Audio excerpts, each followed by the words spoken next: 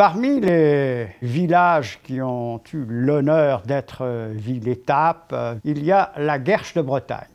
Pour le contre-la-montre, il fallait trouver une localité qui puisse se joindre à Angers en 80 km à peu près. Mais la Guerche de Bretagne n'allait pas seulement rester célèbre parce que devenue ville-étape, non, mais tout simplement parce qu'il allait y avoir un fait unique dans les annales.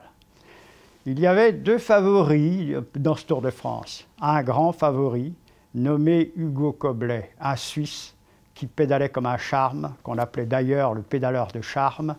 Et puis il y avait Louison Bobet, le chef des chronométreurs. Il s'appelle Raoul Adam.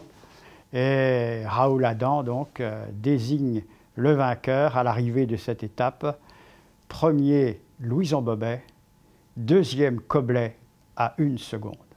Coblet dit « ça n'est pas tout à fait normal, ça devrait être moi, le vainqueur de cette étape. Parce que j'ai doublé Ruy, j'ai doublé Desbas en cours de route, c'est pas normal.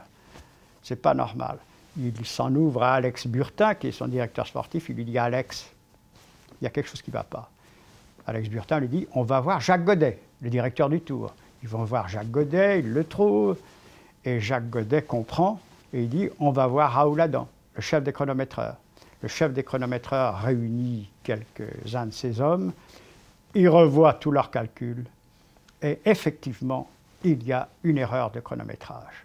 C'est Hugo Coblet, vainqueur, avec 59 secondes d'avance sur Bobet.